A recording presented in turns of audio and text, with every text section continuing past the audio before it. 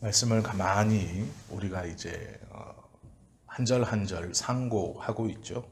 그러면서 느끼는 것이 말씀을 끊어서 보지만, 주제별로 끊어서 보지만 이 말씀이 끊어지는 것이 아니라 연결되어 있다는 것을 우리가 꼭 기억하고, 그래서 베드로전서에서 제일 처음 베드로가 예수 그리스도의 사도 베드로는이라고 했던 그 출발부터 모든 말씀이 복음이라는 것으로 쭉 설명하는, 그리고 이 복음을 가지고 살아가는 실생활에서 어떻게 이 복음을 품고 살아가야 하는가에 대해서 말씀을 주고 있다는 것을 기억해야 하죠. 구원의 중요성을 강조하면서 구원의 목표가 예수 그리스도가 이 땅에 다시 오시는 날, 그날을 기억하면서 하나님의 은혜를 소중히 여기라, 이렇게 말씀하고 있는 것이죠. 우리가 지난 시간에도 말씀을 나누었지만 기억해야 할 것은 예수 그리스도의 십자가와 또 재림입니다. 이 두 가지를 균형 잡혀서 기억하고 있어야 하는데, 한국교회는 어느샌가 이 재림신앙에 대한 것들을 가볍게 여기고 오로지 예수 그리스도의 십자가만을 강조하면서 균형 잡히지 못한 신앙을 갖게 만들었습니다. 그러면서 성도들에게 십자가의 신앙, 즉 고생과 어려움과 아픔 가운데서도 십자가를 기억하고, 평안과 기쁨과 감사 가운데서도 십자가를 기억하고, 오직 예수 그리스도의 사역이 십자가밖에 없는 것처럼, 그것밖에 없는 것처럼 만들어 버렸죠. 십자가의 신학은 굉장히 중요한 것이지만 십자가의 신앙만큼 중요한 것이 재림의 신앙, 다시 오시는 예수님에 대한 것. 성경은 이 두 가지를 같이 얘기하고 있다. 그렇기 때문에 이 두 가지를 중요하게 붙들고 가야 하죠. 13절에 보면 이렇게 말하죠. 그러므로라고 말해요. 그러므로라는 것은 앞에 12절까지 얘기했던 것을 받기 위해서, 12절은 뭔가요?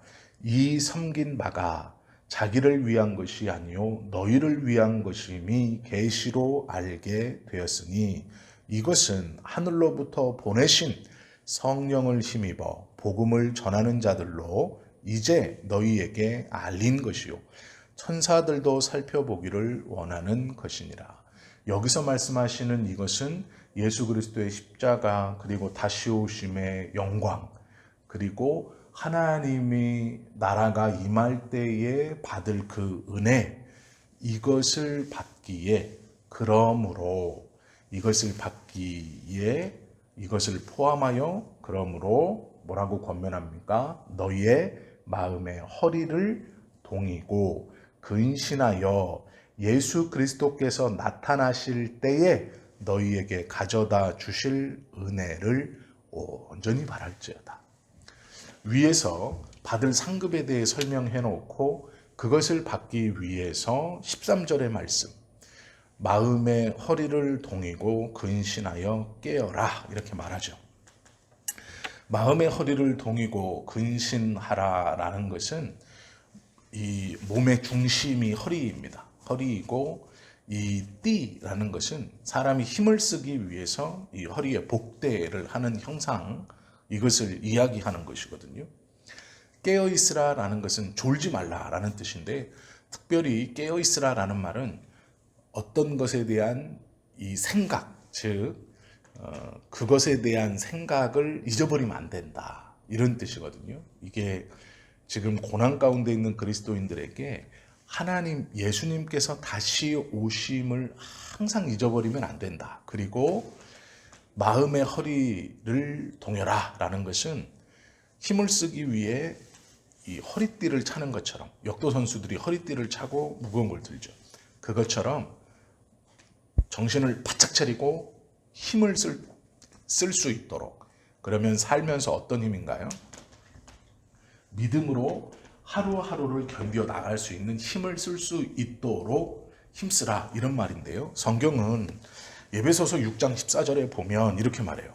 그런즉 서서, 이제 뭐 들기 전에, 걷기 전에, 힘을 쓰기 전에 서서 진리로 너의 허리띠를 띠라, 이렇게 말씀하고 있어요. 진리로 허리띠를 띠어야 힘을 쓰죠. 이 허리띠를 띄우고 또 하나님께서 원하시는 깨어서 예수 그리스도의 오심을 계속 열망할 때, 그때 너희가 순종하는 자식처럼 전에 알지 못할 때에 따르던 너의 사욕을 본받지 말고, 어린 시절 옳고 그름을 분별하지 못하고 부모의 말에 무조건 따랐던, 그 생각 없이 따랐던 그때, 즉 본능처럼 행하고 알지 못하고 행하고 눈으로 보고 행하고 넘겨 들으며 행하고 짐작으로 행했던 그 모든 것들을 따라가지 마라. 너희가 가야 할 길은 15절 오직 너희를 부르신 거룩한 이처럼 너희도 모든 행실에 거룩한 자가 되라, 이렇게 말씀하고 있는데요. 너희를 부르신 거룩한 이가 누굴까요? 예수 그리스도이죠. 그러면 이 예수님처럼 너희도 모든 행실에 거룩한 자가 되라, 이렇게 말했어요. 그런데 문제가 있습니다. 이게 뭐냐면 예수님의 삶을 가만히 살펴보면 예수님이 언제나 기뻐하고 감사하고 즐겁게 사신 게 아니에요. 때로는 슬퍼하고 화도 내고 짜증도 내고 또 나쁜 말도 하고 어떤 여인에게는 비꼬기도 하시고 무한도 주시고 하셨거든요. 그러면 우리 생각에 하나님 앞에 예수님이 우리를 부르신 자가 주님이시니까 거룩했다, 항상. 예수님의 생애를 보면 항상 대체적으로 거룩했죠. 그리고 전반적으로는 거룩했지만 디테일을 보면 예수님께서도 화도 내고 항상 기뻐하신 것만은 아닌 것 같고 막 분노도 하시고 슬퍼도 하시고 이런 것들을 보였단 말이에요. 거룩은 뭐냐? 우리가 생각하는 거룩은 언제나 평온한 상태로 언제나 이렇게 땅에서 반절 떨어져서 기뻐하면서 주변 환경이 어떻게 되든 그냥 그 요동치지 않는 기뻐함으로 종종종종종 가는 이것을 거룩함이라고 생각해요. 속세의 인연을 끊고 나쁜 것을 보지 않고 나쁜 말을 하지 않고 나쁜 생각을 하지 않고 악한 것 뭐 이런 것들 하지 않고 그냥 이렇게 거룩하게 내 기분 안에서 그냥 이렇게 가는 걸 거룩하다고 생각하는데요. 여기서 말하는 거룩은 이런 거예요. 거룩과 거룩하지 않은 것의 기준은 하나밖에 없어요. 하나님의 뜻대로 행하느냐, 그렇지 아니하느냐. 그래서 하나님의 뜻대로 행한 모든 삶은 거룩한 것이라고 하나님이 정의하시는 거예요.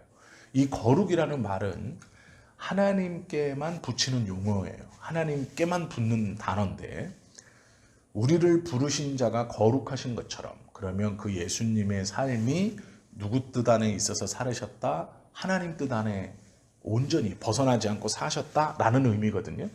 그 거룩이 지금 고향에서 이 예수님을 믿는다는 것 때문에 쫓겨나 있는 나그네와 같은 삶을 살고 있는 5개의 이 소아시아 지역에 흩어져서 이 믿음 때문에 고통받고 힘들어하고 아파하고 있는 이 성도들에게 무엇이라 말하냐면 너희들의 모든 삶이 하나님 안에서 우리를 부르신 거룩한 자, 즉 예수님처럼 하나님의 은혜 아래 하나님의 뜻 안에서 사셨던 그분의 삶처럼 우리의 삶도 그렇게 살아야 한다라고 말하는 거예요.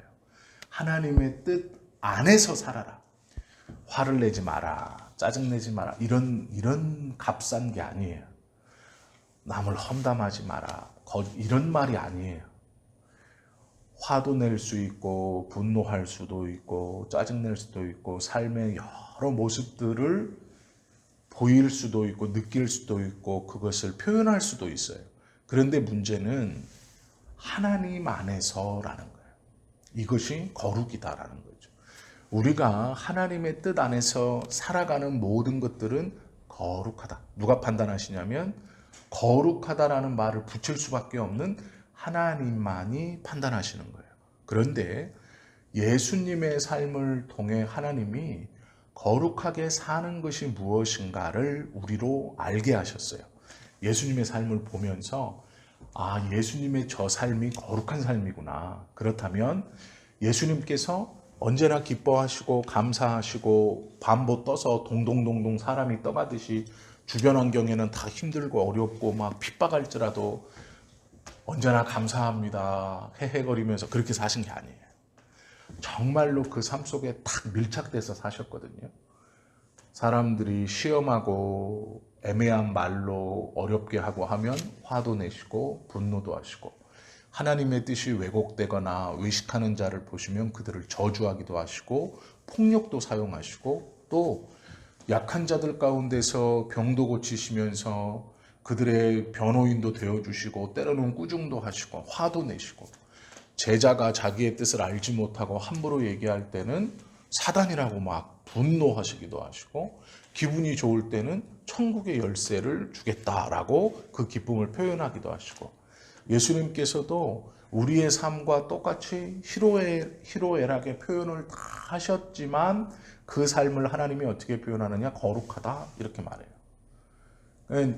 항상 기뻐하면서 살아라 이런 거룩이 아니고 하나님 안에서 살아가는 삶, 그것이 거룩한 삶이다 이렇게 말하고 있는 거예요. 오직 너희를 부르신 거룩한 이처럼 너희도 모든 행실에 거룩한 자가 되라 말해요. 어떤 행실을 해라 마라 이런 말이 아니에요. 어떤 행실을 하든 그 행실이 하나님 안에 있으면 거룩한 자다. 그리고 말하죠. 지금 이들은 유대인이면서 소아시아의 5개 지역에 흩어져서 살고 있어요. 이들은 지금 불공평한 것을 몸으로 체험하는 사람들이에요. 고향을 떠나 이방 땅에서 나그네로 살고 있는 거죠. 우리로 말하면 이런 거죠. 고향에서 대한민국 땅에서 쫓겨서 러시아 어디 정도에 사는 거예요. 러시아 어느 정도. 표는 분명히 나요. 저건 다르게 생겼는데 이런 지금 그 땅에 있는 거예요. 소아시아 땅에. 흩어져서 사는 거예요. 자기 고향이 아닙니다. 차별이나 외모적인 차별, 말투, 쓰는 언어, 풍습 이런 것 때문에 차별받고 그 사람들에게 좋지 못한 시선을 받고 있는 성도들에게 이렇게 말하는 거예요. 외모로 보시지 않고 각 사람의 행위대로 심판하시는, 그러면 그 각 사람의 행위는 위에서 말한 거룩한 행위예요. 믿는 모든 자가 그리스도와 같이 하나님 안에서 행할 때 모든 행실이 거룩하다. 그러니 외모로 보지 않고 각 사람의 행위대로 심판하시는 이를 너희가 아버지라 부른즉 너희가 나그네로 있을 때를 두려움으로 지내라. 나그네로 있을 때 두려워해야 된다는 건 뭔가요? 나그네로 있을 때 하나님 밖에서 생활하거나 하나님의 뜻을 저버리고 살면 안 된다. 이건 분노하지 마라, 짜증내지 마라 이런 말이 아닙니다. 거짓말하지 마라 뭐 이런 말이 아니에요. 하나님 안에서 사는 이것을 벗어나면 안 된다. 벗어나는 순간 뭐의 대상이 돼요? 심판의 대상이 되는 거예요. 벗어나는 순간 사람들이 외모로 너를 차별하듯이 하나님께서는 너의 행위로 너를 심판하신다는 거예요. 우리는 외모로 판단하거나 심판하지 아니하시고 그 거룩함이냐 아니냐로 판단하시는 분을 아버지라고 부르니 우리가 나그네 되어 살아갈 때, 즉 그 고통과 고난과 차별을 당하며 살아가는 지금 이 순간을 하나님의 뜻 안에서 살아야 한다. 그걸 두려워해야 된다. 그 하나님의 뜻 밖으로 나가는 것을 두려워해야 된다. 이렇게 말하고 있어요. 너희가 알거니와 너희 조상이 물려준 헛된 행실에서 대속함을 받은 것은, 여기서 말하는 18절의 헛된 행실은 율법입니다. 이 율법으로 구원에 이르지 못한다는 것을 고백하고 오로지 구원은 하나님의 아들이신 예수 그리스도를 하나님의 아들로 믿는 것, 그 예수님의 십자가의 지심을 나의 죄의 대속으로 믿는 것, 그 예수님이 죽으시고 사흘 만에 부활하셔서 승천하시고 다시 오심을 믿는 것, 이게 복음이거든요. 이 믿음을 가진 것, 이것으로 구원받는다는 거예요. 그 대속함을 받은 것은 은이나 금같이 없어질 것으로 된 것이 아니다. 이렇게 말하고 오직 흠없고 점없는 어린 양 같은 그리스도의 보배로운 피로 된 것이다. 이것을 기억하라 라고 말하고 있죠. 아무 공로 없이 우리는 구원을 받았지만 하나님의 편에서는 말할 수 없는 희생을 치루었죠. 독생자이신 예수님을 그리스도 이 땅에 보내셔서 그분을 죽이셨다라는 것, 이것은 우리에게는 아무런 처음에 투자한 것 없이 100%가 넘는 수확을 거둔 것과 똑같은 거예요. 그래서 이 복음을 기억한다, 이 구원을 기억한다라는 것은 너희가 지금 가지고 있는 것을 잃어버려서 낯선 땅에서 나그네처럼 차별을 받고 살지만 그건 금이나 은으로 살 수 있는 것이 아니고 또 과거에 아주 오랜 시간 동안 너희를 쫓아냈던 그 유대인들, 너희가 신앙으로 유대인들이 핍박하고 로마인들이 이방인들이 핍박해서 지금 도망 나온 그 아무것도 없이 도망 나온 그것으로 살 수 없는 너희를 쫓아낸 그들이 깨닫지 못하고 알지 못하는 아주 귀하고 복된 것으로 구원을 받은 것이다. 이렇게 말씀하고 있는 것이죠. 오늘은 여기까지만 저희가 말씀을 함께 좀 보려고 하는데요. 기억해야 할 것은 소아시아 5개 지역에 흩어져서 나그네와 같이 차별받고 그곳에서 힘든 삶을 사는 믿음의 사람들에게 베드로는 하나님의 범위를 벗어나지 마라. 예수님처럼 하나님의 그 뜻 안에서 살아라. 하나님은 거룩하냐 그렇지 아니하냐로 판단하시고 거룩하다라는 것은 우리의 희노애락의 표현이 없이 항상 감사하며 살아야 하는 것 그것이 아니고 화도 내고 짜증내고 분노도 드러내고 아픔도 경험하지만 그 안에서도 하나님의 뜻을 벗어나지 않는 것, 즉 복음을 기억하고 잃지 않고 살아가는 것, 그 사람을 하나님이 판단하실 것이고 우리가 받은 이 놀라운 구원과 복음은 금이나 은으로 살 수도 없는 것이고 지금 너희들을 핍박하는 너희의 동족 그들이 깨닫지 못한 하나님의 뜻 안에서 우리가 그 하나님을 아버지라고 부르는 사람들이다. 이것이 복음인데 이것은 우리가 핍박을 받음으로 구원을 받는다. 즉 내가 핍박 10을 받고 구원을 얻었다. 핍박 100을 받고 구원을 얻었다. 그것으로 얻은 구원이 아니라 오직 어린 양 같은 그리스도의 보배로운 피로 얻은 구원이다. 이렇게 말씀하고 있죠.